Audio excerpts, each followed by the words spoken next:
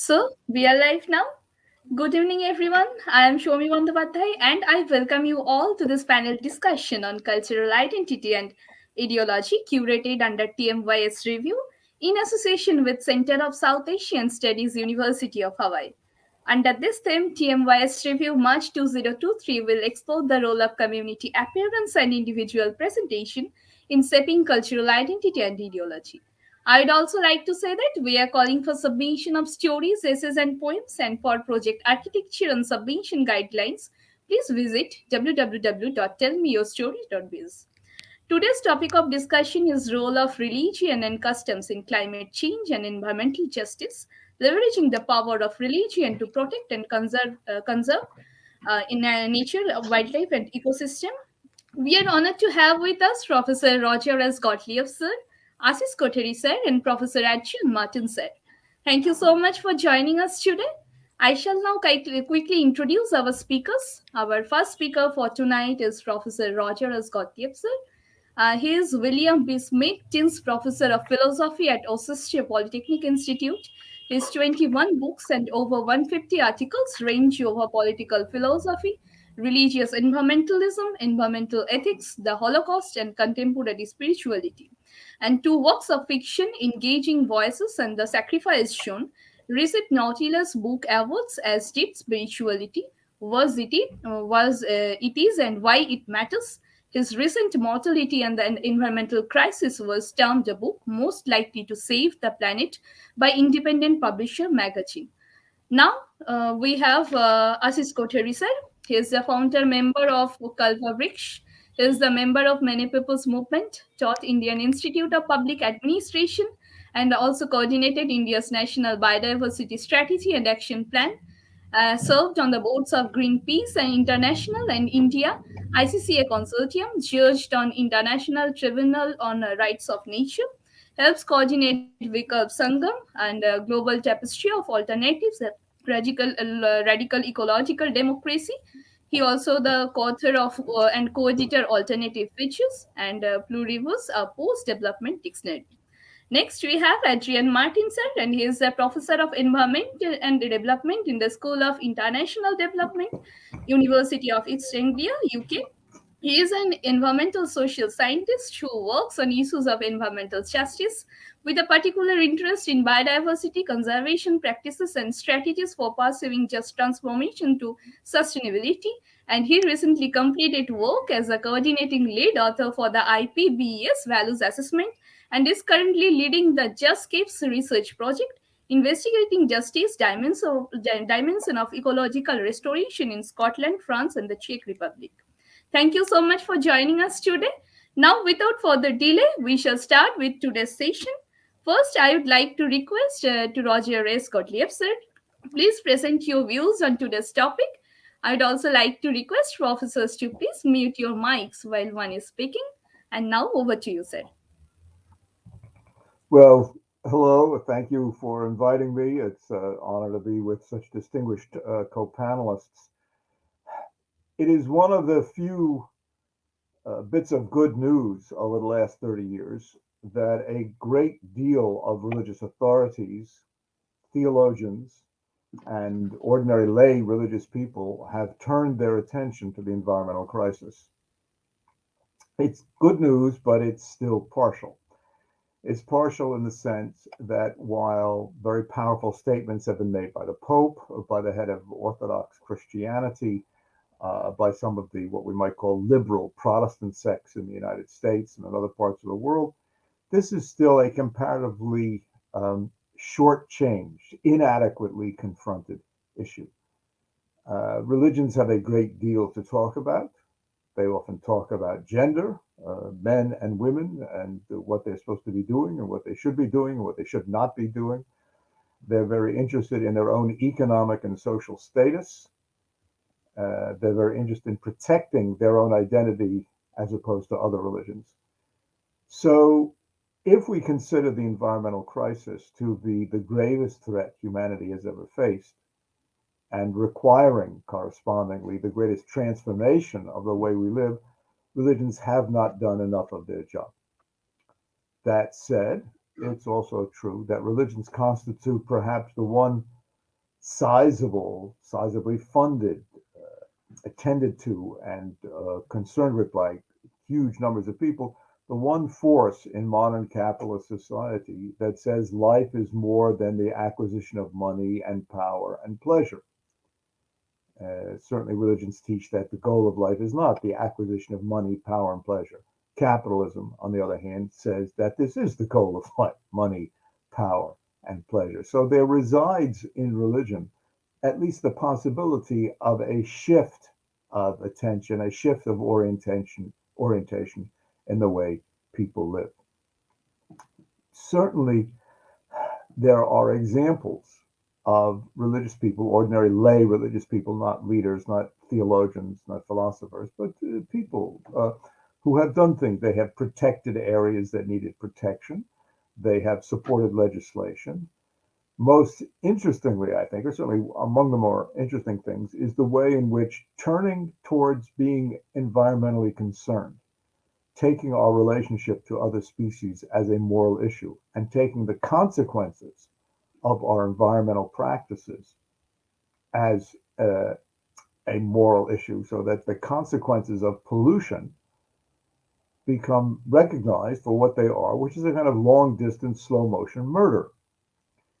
So once religions take this seriously, other things seem to follow. One of the things that seems to follow is an opening, a reaching out, and a connection with science. There have been joint press conferences of religious leaders and scientists, joint statements by religious leaders and scientists. If you read accounts of the environmental crisis from a religious perspective, what do they typically start with? They start with a section or a chapter on what science tells us about the environmental crisis. So, this is a profound transformation of a body of thought, a cultural form, religion, which often stands in opposition to science.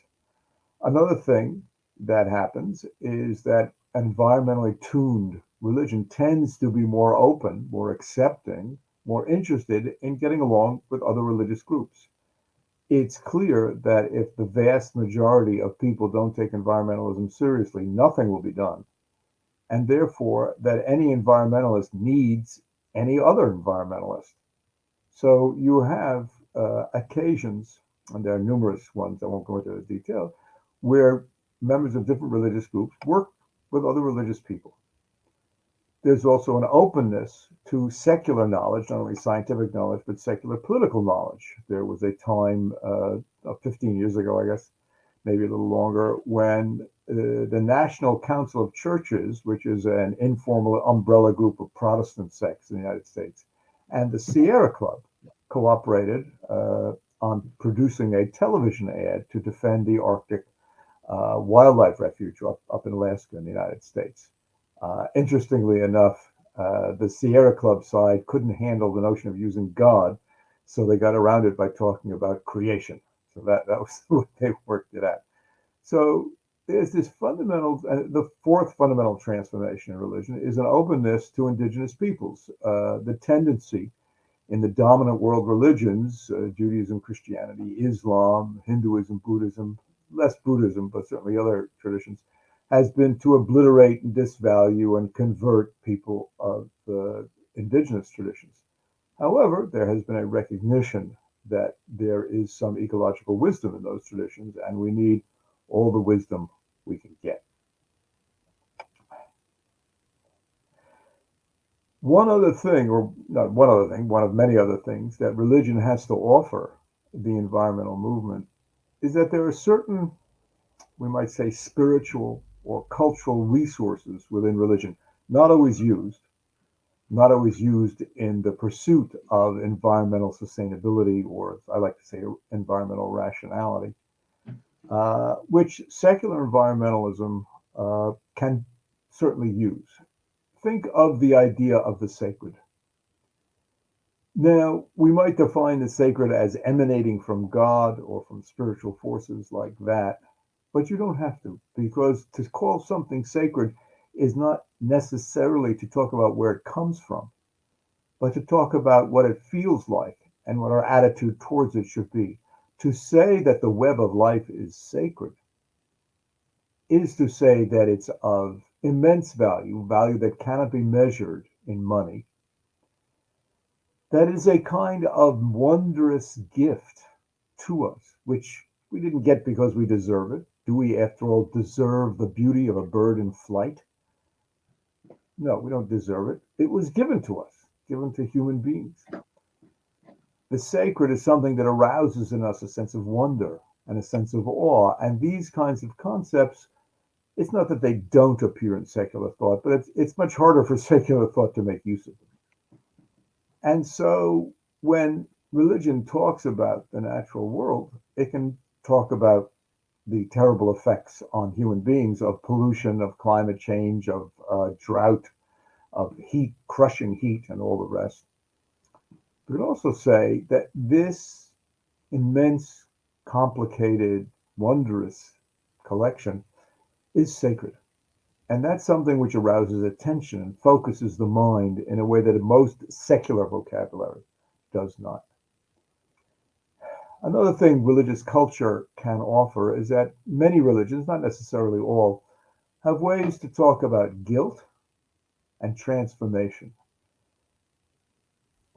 What we have done to other species and what we have done to vulnerable people who suffer from environmental destruction is an enormous sin, an enormous moral injustice to which we must give our attention and to which we need to turn. In Judaism, I'm Jewish. In Judaism, the word for transformation, redemption, getting over your sins is related to the word for turning. What we need to do is turn. In Catholicism, there's the practice of confession. Uh, in most religions, there's a sense that yes, we can evaluate what we've done. We can acknowledge our errors and we can turn. And there are rituals to do this. Rituals not only for moral transformation, but rituals for mourning, for the expression of grief. These things religion can offer. In order for religion to do this effectively, and to some extent it has already done this, it must take into account the role of capitalism in the environmental crisis. And it must call unambiguously and most definitely for limitations on the power of corporations and the way corporations drive all kinds of social policies and drive culture in the direction of mindless consumerism. Now, this is a big struggle for religions because often assaults on capitalism are associated with the utterly failed Stalinist regimes in Soviet Russia, North Korea, and so forth. So, really opposing the environmental crisis is the biggest task religions have ever faced. But since religions, whatever else they are biological realities of people and buildings and land and food, if religion does not do this, then it, like the rest of human species, will be doomed. Thank you. Thank you so much, sir. Now, I would like to request Ashish sir, please present your views on today's topic. Over to you, sir. Thank you, Shami, and hello, Roger and Adrian. Great to be sharing this panel with you. And it's nice to go after Roger because he's already laid a very strong foundation for this discussion. Some of what I say might be a little bit of repetition, but hopefully there'll also be some new points in this. I think one of the most important things for us to recognize, especially in this age where religion is also severely discredited for all the ills and the problems that have come with it, is that the root of all religions and faiths are sets of values and ethics and principles, things like generosity and love and solidarity. And it is those roots that we must go back to if we are to be able to use multiple religions and faiths and worldviews around the world in order to help us to get out of the sort of multiple crises that we're in. We know also, of course, that there's an incredible diversity of faiths, mainstream religions, indigenous faiths, different kinds of spiritual worldviews all across the world. There's an incredible diversity of them. And unfortunately, one of the things that's happened also and continues to happen is the way in which mainstream religions tend to dominate what could be much smaller and often very important, probably even more important faiths, especially the indigenous worldviews. And I think Roger has alluded to that. The topic today is also about customs, and I think it's important to bring that in because customs are not necessarily only emanating from religions. They could be non-religious cultural customs, they could be norms that are set up by society, for instance, how to do fishing or how to use the forest or how not to hunt in particular seasons or how not to hunt pregnant animals, etc. So there's a whole bunch of customs that come in, some of which could be related to spiritual, but others are related also to day-to-day life, material life. And it's very important that the discussion on that is also brought in, because all of these things, whether it's the spiritual faiths and traditions or it's the non-spiritual secular customs, are important determinants to how we behave towards the rest of nature, and how we behave towards each other as human beings, or how we think of the next generations of human beings or of other species. And to my mind, one of the things that's happened is that both in the realm of religion, especially mainstream religion, and in the secular realm, we've actually moved away from the kinds of values and principles that are, as I said earlier, at the root of these, which is the values, for instance, of respect to diversity, both human and cultural and biological diversity, or the notion that we are a circle of life, not a sort of pyramid in which human beings are on top and are supposed to are in some way God-given domination of the earth, but actually a circle of life in which we are one of many, many, many species and need to be treating other species just as we would like ourselves to be treated. So it is this moving away from these sort of fundamentals that is part of the sorts of crises that we're in. I give you two or three examples of where movements continue to actually espouse these sorts of values that have brought them back into movements, especially against ecological destruction or against the devastation of their own livelihoods.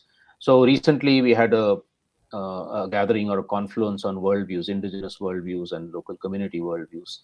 And one of the indigenous peoples from Western India who's fighting against the destruction of the forests in which he and their community lives in Mumbai, actually, for a metro rail project.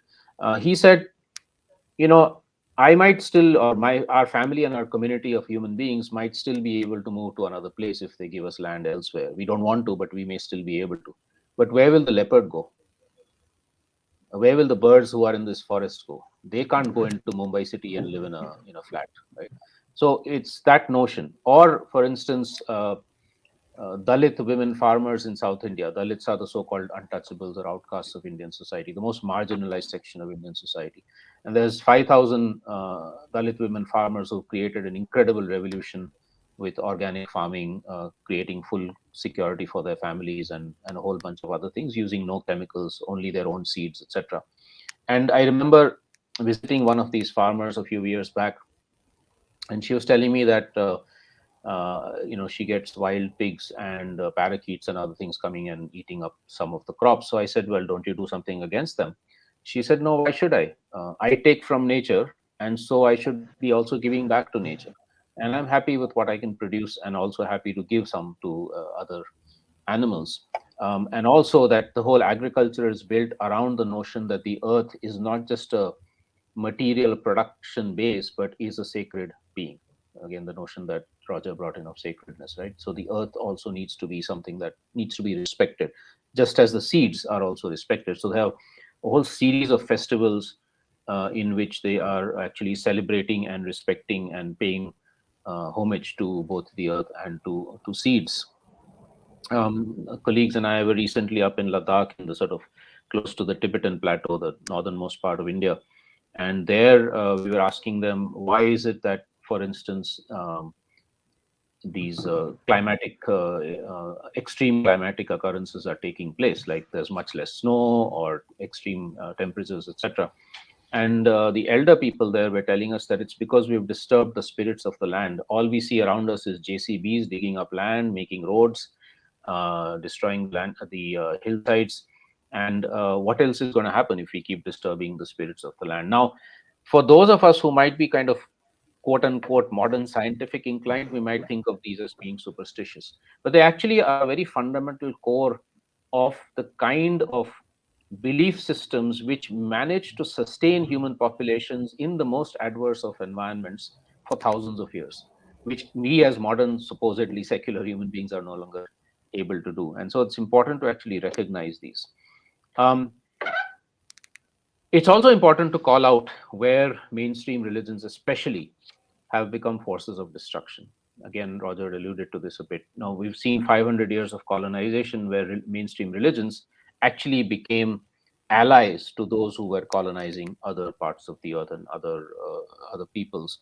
And it is therefore very important for us to be able to, for those who are within these mainstream religions, to question that form of the use or misuse of religion for conquest, exploitation, domination, etc., and to think of radical reinterpretations of religions. What the Pope's encyclical a few years back attempted to do, or what, for instance, socially engaged Buddhists are trying to do with Buddhism. So, in every religion, you have people who are actually questioning this kind of misuse of religion or the dominant use of religion, and saying, actually, we need to reinterpret them. Again, going back to the roots, the fundamental spiritual roots. And I think this kind of ability to, or attempt to combine basic spirituality, let's say, with secular ethics, with political ideology, with the notions of social justice, and all of this, of course, with ecological wisdom, is where movements are helping us to move away from the current crisis, showing the pathways of what is really possible. Let me mention another example, and then I'll end in a minute. In Western Asia right now, one of the most war-torn regions of the world, which almost nobody's talking about because everybody's focusing on Ukraine, is the quadri junction between Iran, Iraq, Syria, and Turkey. We know that millions of people have fled from those conflict-ridden regions and become refugees in Europe and elsewhere. The Kurdish ethnic community there, along with others that live in that area, are trying to create a large zone of peace in the midst of all that war and conflict. And part of their ideology is actually a very deep and sophisticated ideologies that have developed over the last few decades, are based on much more ancient spiritual traditions, multiple spiritual traditions from that part of the world, but also secular ethics, also to some extent Marxism, etc. In other parts of the world, for instance, in India, it could be a combination of some of those things with, say, Gandhian values, etc. So depending on where you are in the world, you're actually seeing these very interesting mixes that movements are using to oppose the kind of destruction and devastation that is taking place, and to move towards a more peaceful, harmonious society, peaceful with the rest of the planet, but also internally within human beings. And there again, let me end by saying that it's absolutely essential and crucial for us to go beyond thinking of only the mainstream religions, and to look again at the kind of multiple indigenous worldviews and traditions that have existed, many of which still do exist, even though they are in dire threat, and which are providing us lots of, even they might be 5,000 years old, but they are actually very modern in the sense of being able to provide solutions to our current problems. And the whole movement towards the rights of nature, where it is coming up from within the indigenous peoples. I'm not talking about the urban rights of nature, that there are issues there, but like, for instance, what the Maori did with regard to demanding the rights for the Wanganui River in New Zealand. That kind of movement is, in some senses, both very traditional and very modern, but very different from the dominant destructive mindset. So I think there's a lot of these sorts of solutions that we're actually getting, real solutions, not the fake, false ones coming from the main system, where the fundamentals of development also are being questioned. Is this what we've been told? Is this really development, or is it destruction? And what are the structures underlying it, such as capitalism, as Roger mentioned, but also patriarchy, racism, state domination, etc. Fundamentally challenging those, using these combinations of spiritual and secular ethics. And I think it's that kind of pluriverse of pathways that we have around the world, combined or threaded together with common values and ethics, that we have to seek hope from. Thank you. Thank you so much, sir. Now, I would like to request Adrian, sir. Please present your views on today's topic. Over to you, sir. Thank you, Soumi, and thank you for Roger and Ashish's fascinating talks. I'm going to focus a little bit on there was a sort of concept in the title about leveraging the power of religion to protect and conserve nature. And one of the ways I've been sort of thinking about values more than religion, really, I've worked very little on religion, is through this sort of popular agenda of transformative change, which has sort of taken hold in many organizations.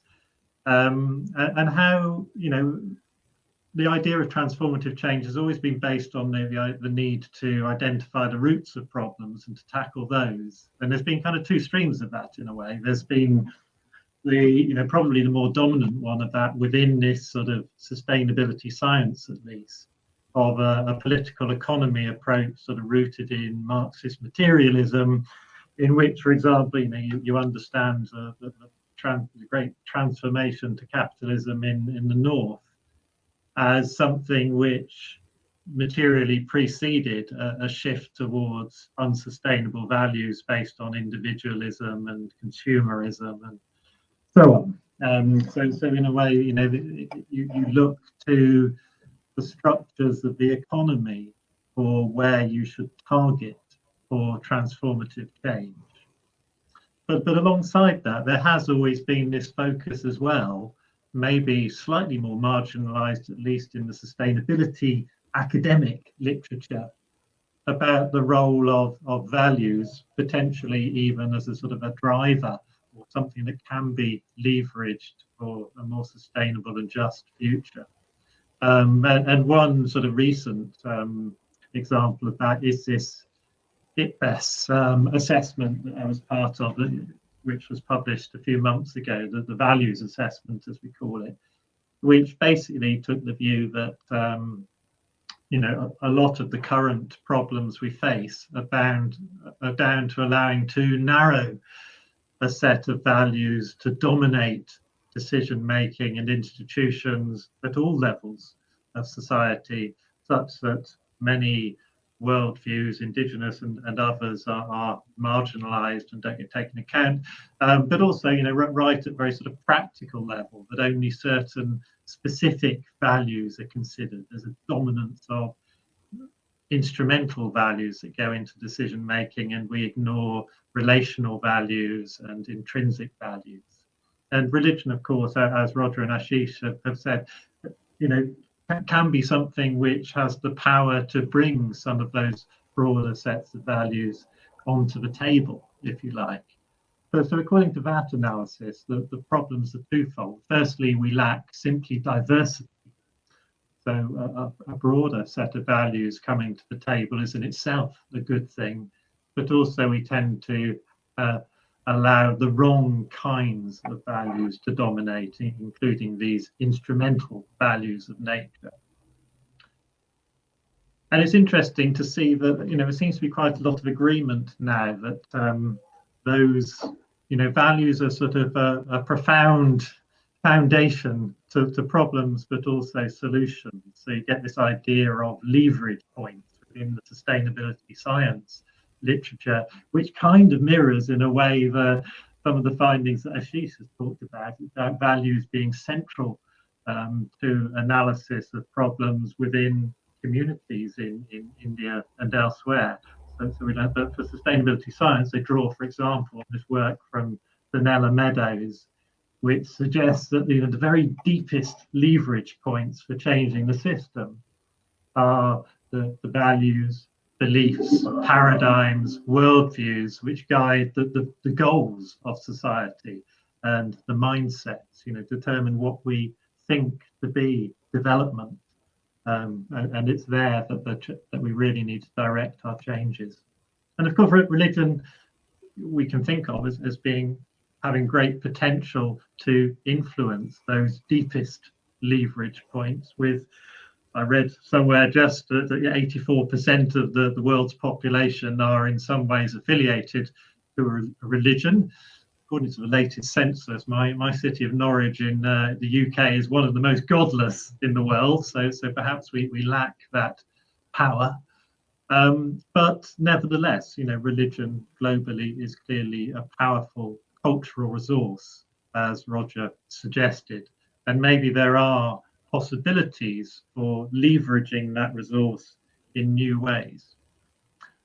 But there's also, I have some concerns about that, and I appreciate that, Ashish has placed this in the context that you can't just deal with religion. You have to be dealing with political ideologies and economies alongside this, or it doesn't really make sense. So I'm not sure that we can point to religion in and of itself being a root of their environmental crisis, as some have said, or even as a sort of obvious part of its solution in isolation.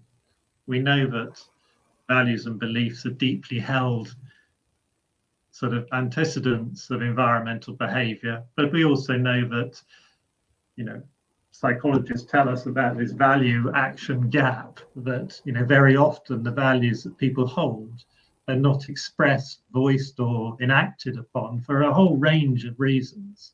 And that in addition to holding certain beliefs, people need the capability, the motivation, the opportunity to act on those, just as in very simple ways. I might want to consume more sustainably produced food. If I can't afford it, or if it's not available down the street, then clearly I can't act on that value or belief. And those sort of conditions that enable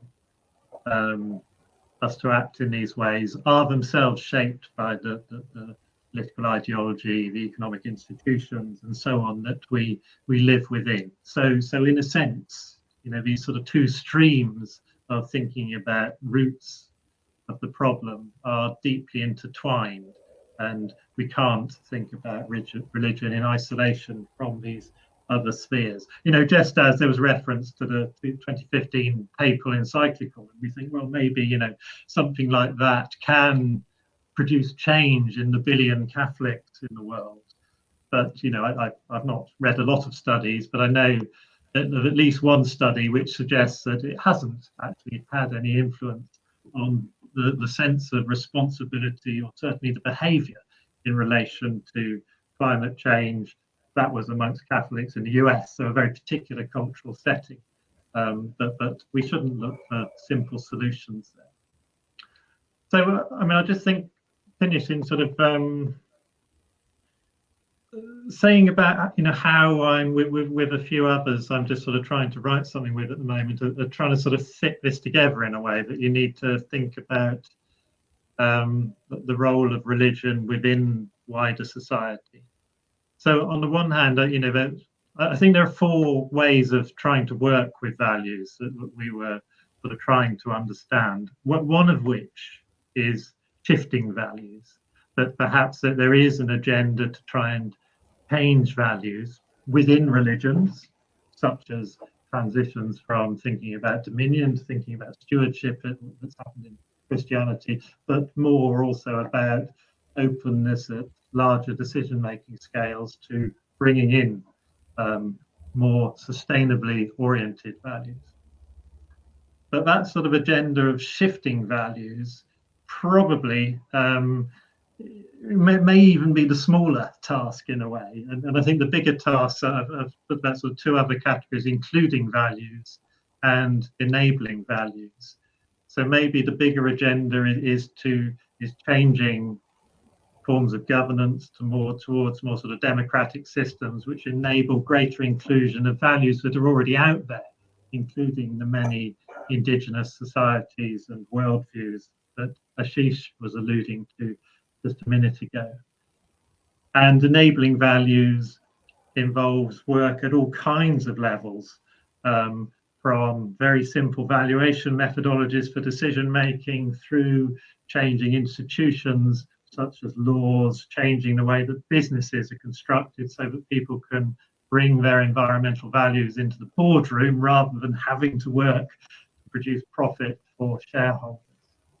So enabling values, doing work to ensure that those who hold particular environmentally motivated values are able to express and act on them seems absolutely critical.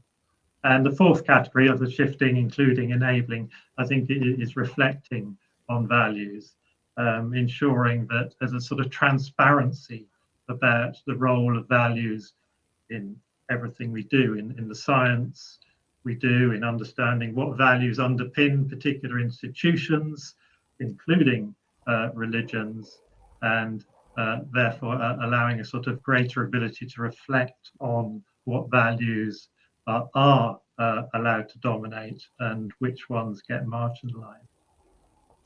Okay, I will finish there. Sorry, that was slightly more than 10 minutes, I think. Okay, thank you so much, sir.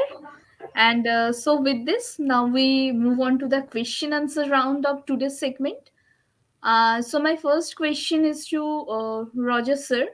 The indigenous and ethnic people of the world have learned to live in most hostile environmental condition in this universe. And the most interesting feature associated with this indigenous and ethnic has been found that they live in localities which are immensely rich in biodiversity. And this ethnic and indigenous people have played a vital role in conservation of environmental management and development process as they possesses traditional knowledge which has been useful in eco restoration. So it has been noticed that these people know how to live with harmony in nature. So what do you think about this? Over to you. Well, I think, and my knowledge here is comparatively limited, I think, certainly compared to Ashish. I think the key word in your question was the word learned, that human beings are not born with the knowledge of how to live sustainably and how to live respectfully with other species. There's a good deal of anthropological evidence that natives in North America over a couple of thousand years eliminated several large species. They hunted them to death.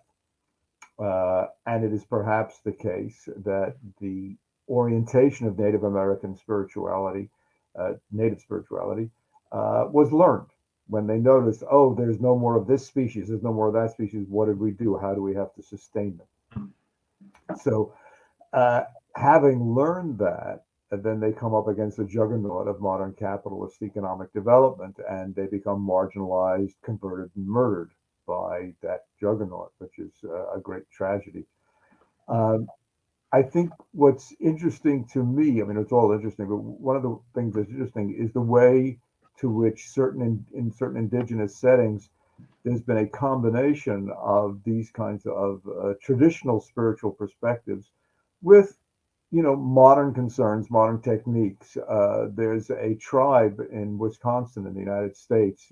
I don't pronounce it well, Menominee, something like that, which has been managing a forest. It was given a forest as part of a treaty deal, and in the late 1800s. And since then, it has taken 2 billion, with a B, 2 billion board feet of lumber out of this forest.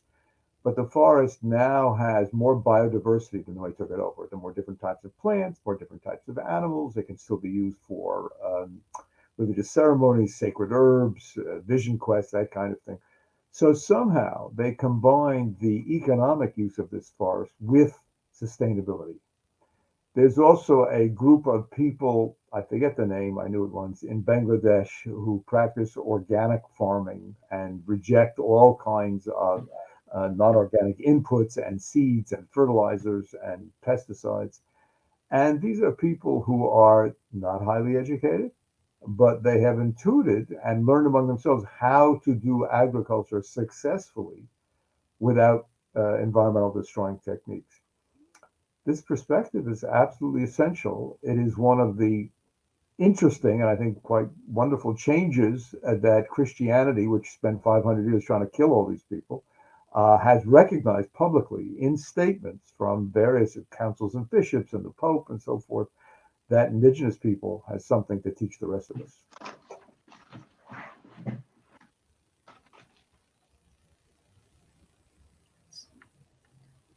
Okay. Thank you so much, sir. Now we will move on to Ashish, sir. And my question to you, Ganga is regarded as one of the most sacred rivers, and perception of religious leaders of the Ganga basin provides insights into engaging religious organizations on environmental issues. So, how are religious leaders and faith-based organizations responding to these issues, and such as the pollution of the Ganga, waste management, and the climate crisis, and also crises like global warming and species extinction? So, how are they informing and engaging their followers on these issues? So, over to you, sir. Thanks. Before I get there, can I just take a minute also to give a very quick response to the previous question? I think, in addition to what Roger said, so I think we've just seen, in fact, 2 days back, a new agreement, a global agreement on biodiversity, signed in Montreal. And one of its targets is that 30% of the earth needs to be conserved, 30% of land, etc., needs to be conserved in order for biodiversity extinction at the rates at which it's happening right now not to happen. Now, the science of that 30% can be questioned, of course, but what I'm more concerned about, and what a lot of civil society organizations have raised, is this going to happen by and large in the old forms of protected areas, which are exclusionary, where indigenous peoples are kicked out or stopped from using them? Or is it going to happen by actually recognizing the territories of indigenous peoples and local communities? Shami, as you rightly said, these are lands where, in fact, most of the Earth's biodiversity exists. So, one of the relatively simpler, politically difficult, but simpler ways of doing it would be to actually recognize the immense territories in which indigenous peoples and other local communities have lived, or which they depend on, or which they're doing nomadic practices on. Rather than thinking of new protected areas, national parks, etc., which then government bureaucracies will control. So that's a huge challenge that needs to be met. And there is a phenomenon called territories of life, or what we also used to call ICCAs. We've been doing documentation on this and shown that possibly 12 to 15% of the earth is actually under territories of life, except in most cases they're not recognized. So this is something that we really need to think about. Roger, I think the movement you were talking about was a Naya Krishi Andolan in Bangladesh, where several thousand, I think something like 15-20,000 farmers have switched to organic. So yes, that's an amazing example. And there are many such across the world, especially linked to the global network via Campesina, small-scale farmers who are showing how to live and how to produce food with the earth rather than against it.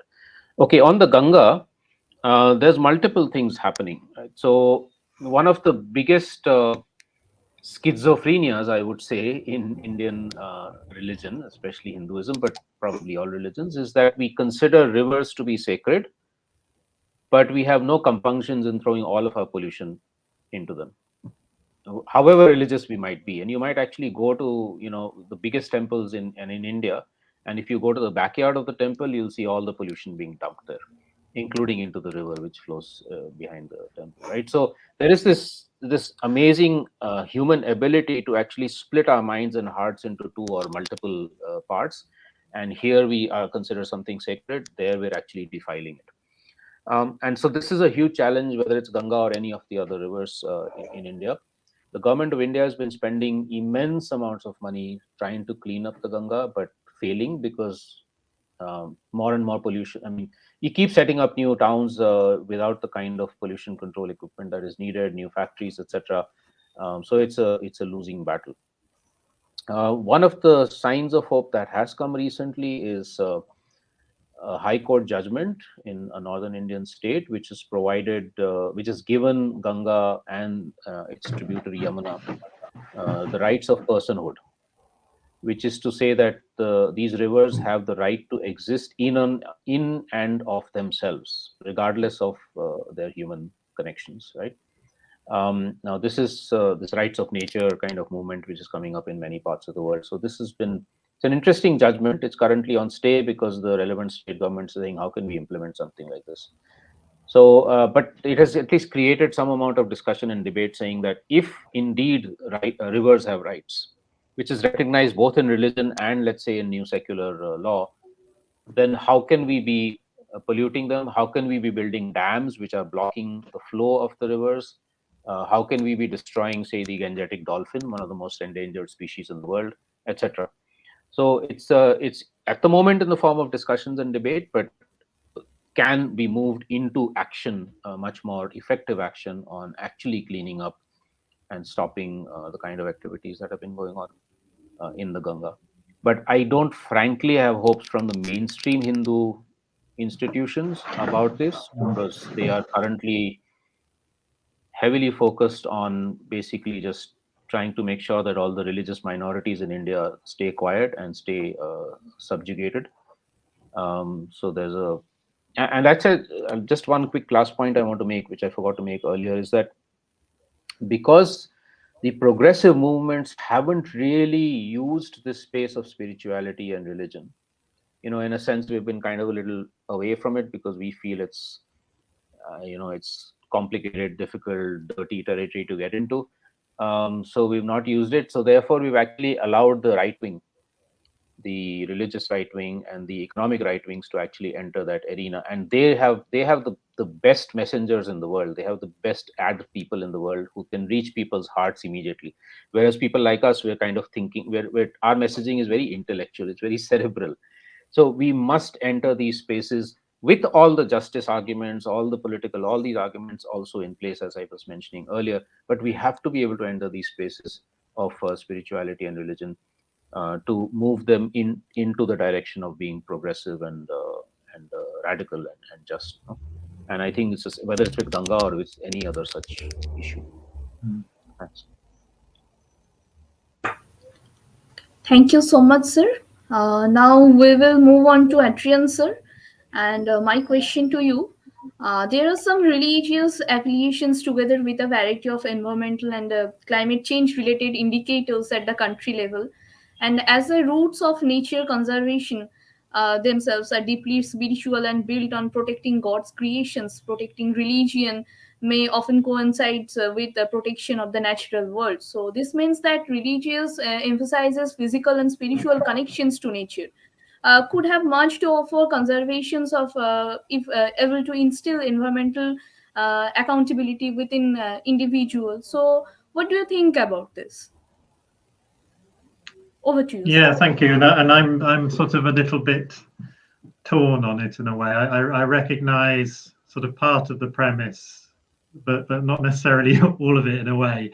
I certainly recognise the premise for this, that intuitively and indeed through scientific studies, we can see that a sort of a spiritual way of life is often connected to a sort of attachment to nature, which goes beyond the material, but to a deeper attachment to nature. And I think that it's sort of obvious in a way that can and does often in some of the societies which have been referred to previously lead to greater harmony with nature, however you define that. And also, I think I'm a strong believer that the force for change that we need is going to come from the mass of civil society rather than from governments or from organizations. So that sort of basis, that root in values, beliefs, world systems is going to be actually absolutely critical to it. On the other hand, I don't sort of necessarily recognize a history in which those countries like mine, which are sort of most degraded in terms of biodiversity and tree cover and so on, but that's because of the nature of the religion that existed there. I tend to see it in sort of slightly different ways, and equally, whilst I agree that Christianity was an ally of taking that destruction around the world afterwards in appalling ways. I'm not sure that I see the sort of the belief system itself, and for example the ideas of dominion over nature as the sort of a driver of that in a way. More a complicity of power, I would have thought, but I really am no expert in this. And equally, I don't I'm not aware of any religion that promotes greed or waste or even not transcending the self in terms of what you consider to be important, or not caring, or not or promoting extinction or anything like that. So I wonder, what is it? What is it that religions really need to do and to change to, if they are to, if we're talking about big religions, mainstream religions, how would we want to be working with them? Because surely they already, I've seen a study, cross-religious study, trying to look at sort of what they say about the environment, and they're all against waste. For example, that seems to be fundamental to many of the world's religions, and yet people still behave in those ways. So I mean, I can only come back to this sort of idea that, yes, that the beliefs of the individuals within religions and collectively are I'm sure a powerful force, but how we liberate those is very complex, and will involve democratization at a national level, movements, as Ashish has put, reform of scientific communities away from ignoring the values of indigenous and local people, through half-earth mentalities about conservation and so on, and all of that. But it's a big integrated response needed, I think. Thank you so much, sir. And my second question to Roger sir is, basically, we found that nations whose inhabitants are less religious tend to use more resources and produce more emissions. Yet they are also better prepared to deal with resulting environmental challenges because they are wealthier. On the other hand, nations whose populations are more religious tend to use fewer resources, and yet at the same time, they have less capacity to meet environmental challenges and are subject to more adverse outcomes, in part due to their high levels of poverty and continuing population growth. To address issues of environmental justice, we need to identify groups that are disproportionately causing environmental risks and who are also exposed. So, what do you think about this? Over to you. Okay, well, I'd say that, sorry, the reality of this throughout the world is very mixed. Is there a nation that's more implicated over the last 40 years, say, in environmental destruction than Saudi Arabia? Keep pumping that oil, folks, and everything will be just fine. So there's a highly uh, religious culture, which is also attuned in many ways to the most powerful developments of modern technology. Uh, it's also the case that nations which are poor often have a developing stratum of middle class and upper class consumption, like India, for instance. I mean, the majority of people in India are very poor, but there is an Indian middle class that will consume as much as it can, just like the American middle class. So I think we need to be careful with the correlation between comparative poverty on a nationwide basis and levels of consumption. I think it's also the case that it's very hard morally to take in for the average middle class person in America, like me, lower middle class, sort of, the degree to which the life that I am been accustomed to, which involves automobiles and comparatively large houses and lots of stuff, as you can begin to see behind me, uh, is a function of just devastation for people, for instance, in Bangladesh, with those incredible floods they have, tens of thousands of people dying. Uh, one might say, I certainly wouldn't agree with it, but one might say that, we are rich and they are poor because we're better than they are, or our beliefs are better, our science is better. And so therefore we deserve our wealth and they deserve their poverty. But there's no way in which we can say that our exaggerated levels of consumption on every level possible um, is justified when it causes their suffering. And so, many, many years ago, the head of the World Council of Churches, which is a international body of Protestants, which used to go send representatives to climate meetings, and the head of the World Council of Churches advocated a kind of equivalence so that the average level of pollution from somebody in America would start to meet the average level of pollution of somebody in, say, Bangladesh. Now, he didn't intend by this that the people in Bangladesh should all have two cars. But the idea that we should actually transform ourselves, that's a simple matter of justice. And it's very hard to take in. And it's hard to take in globally. It's hard to take in nationally in a country like the United States, where people of color are so much more polluted than white people, where the people who pollute them are not likely to be punished, and where cleanups from the pollution take so much longer to happen. The argument is so simple and so clear, and yet it seems to have no purchase. So I'll just offer one more thought.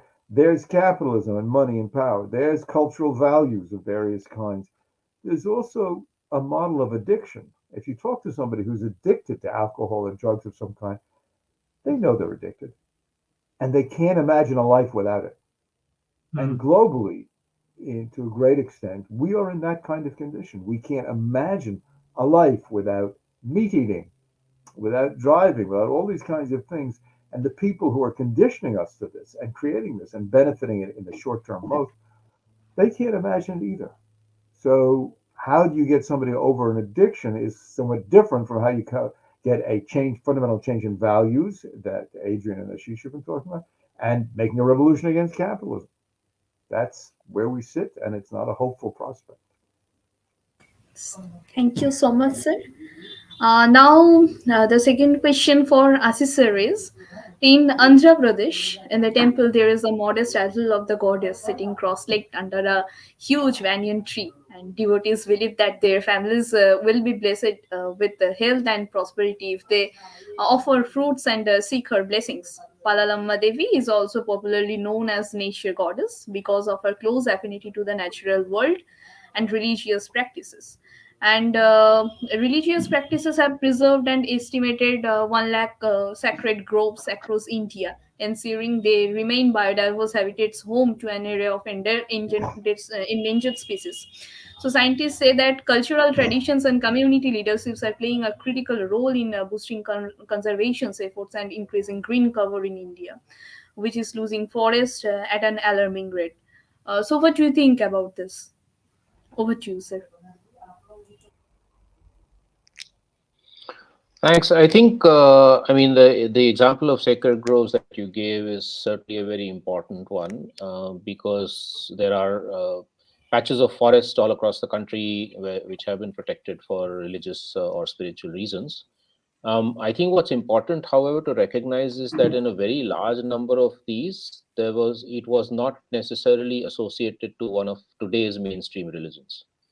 In fact, many of them are groves that indigenous people, Adivasis, we call them in India, indigenous people or other communities were protecting and have been protecting for a long, long time.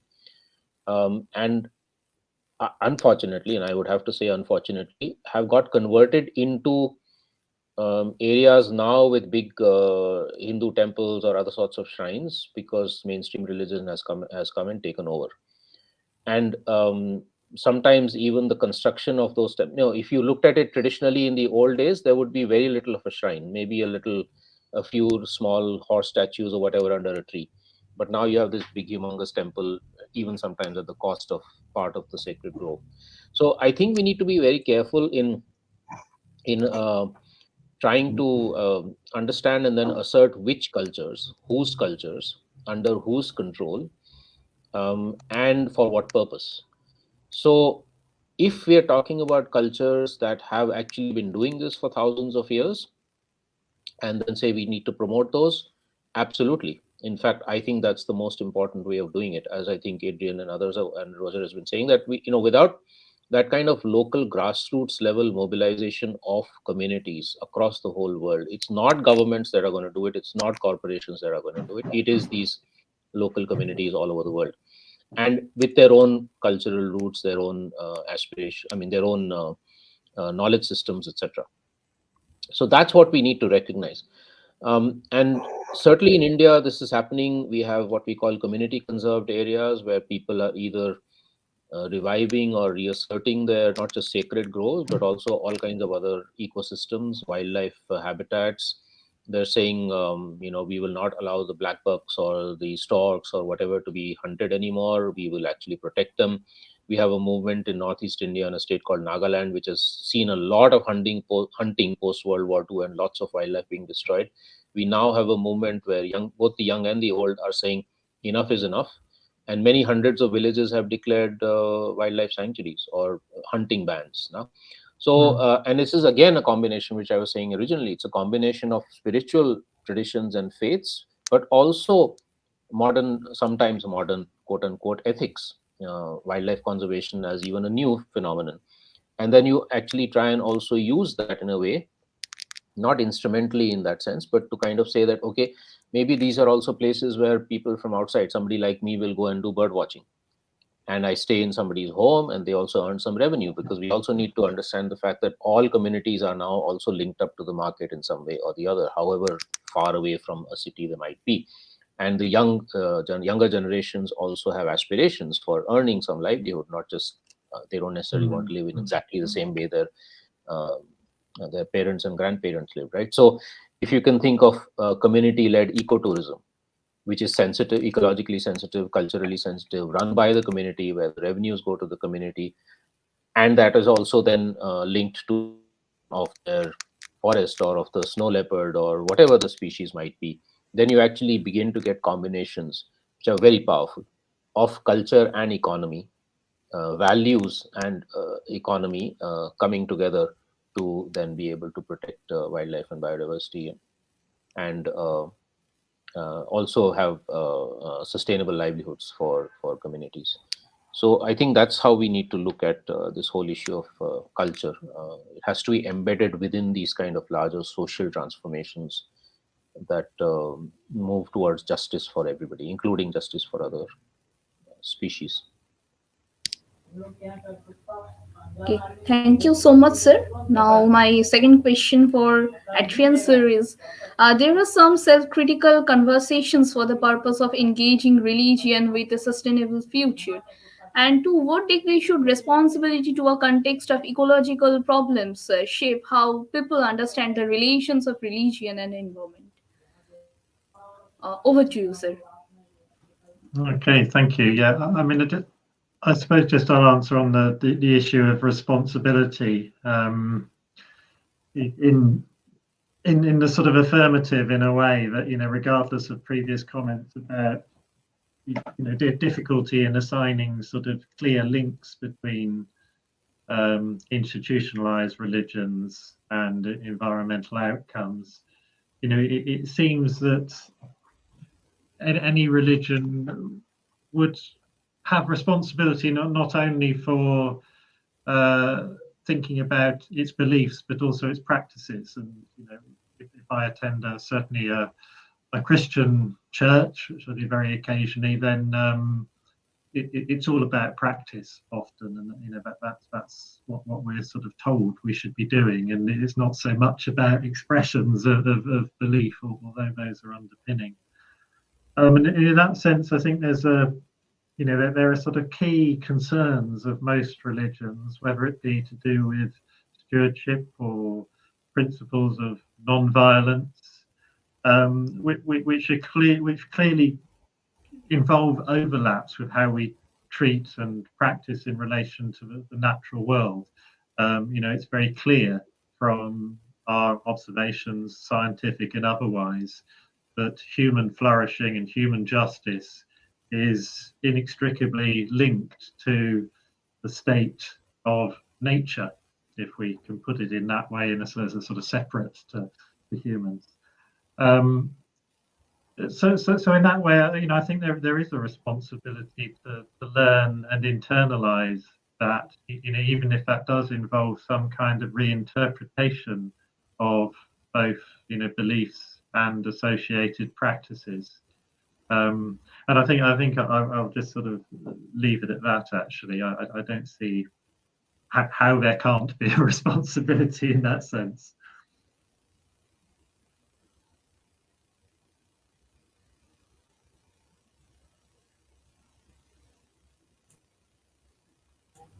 Okay.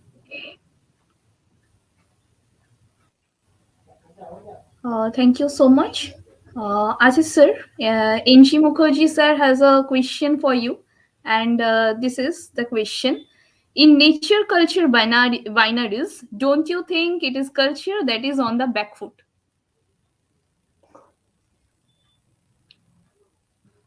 Sorry, the question is in the nature culture, very culture is on the back. Is that the question? In nature culture binaries, don't you think it is culture that is on the back foot? Oh, okay. So I think firstly we need to understand that this binary itself is artificial. I mean, again, we all three of us I keep talking about indigenous peoples, and there's a reason we do that, because if you see the way in which indigenous peoples have lived for thousands of years, they don't think of themselves as being separate from nature. They're a part of nature. For instance, the example I gave you of the Maori argument for rights of the Wanganui River, their articulation was that we are the river is us. And so, even as we ask for our rights, we are also asking for the rights of the river, and it's not separate. So, in that sense, if you think of it like that, then nothing is on the back foot. And in fact, only if you think like that, that both will then be in the front foot. That we will then be able to overcome the kind of crises that we're in. And in fact, part of the reason the crisis also exists is because we made this separation between culture and nature, or between human beings and the rest of nature. We even say humans and nature rather than humans and the rest of nature. Even in the way we talk, we fall into that kind of a trap. And it's because in the last 400-500 years this separation has happened, that we then also feel justified in the conquest of the rest of nature. In a way, it's kind of also mirroring what's happened in human society. When you other another community, when you for instance, the word barbarians, okay, which we tend to use very often in the wrong way. I'm saying in the wrong way because the word barbarian means those who could not speak Roman language, for instance, right? So all those who were outside of the Roman Empire and who needed to be conquered. So it's this othering that we do. Man others woman, human beings other species, some dominant societies other people. So when that happens, when we don't think of ourselves as being connected in some way, and in some sense kind of part of one whole, then we have the justification saying that if they are so different from us, we can dominate them, we can kill them, we can exploit them, we can do this thing. And I think therefore we need to be able to see this binary for what it is. It is in that sense a bit of a false binary. I'm not saying there's no difference. I'm not saying there's no difference between human beings and other species. Of course, there are differences, but they're not as fundamental as to say that we are apart from nature. Not at all. I mean, we are very much a part of it, and we have our own uniqueness, just like every other species has, and that's what the differences could be. But then there's that commonality of life, commonality of every animal on the planet, and probably also every plant, will fight for its own survival, will not give up till the end of its life, right? There's so many things that are common in that sense between us and other species. So let's please rethink this binary in fundamental ways. Thank you so much, sir. And with this, we now come to the end of today's session. I would once again like to say that we are calling for submission of stories, essays, and poems, and for project architecture and submission guidelines. Please visit www.tellmeyourstories.biz. I extend a heartfelt thank you to Ashish sir, Adrian sir, and Roger sir, and for this wonderful and remarkable session. Thank you so much for joining us. Thank you. Thanks a Thank lot. you. Thank you. Nice to be with you, folks. Enjoyed everything Yeah. everybody Thank said. you. Thanks a lot. Thank you very much. Take care. Go in good health.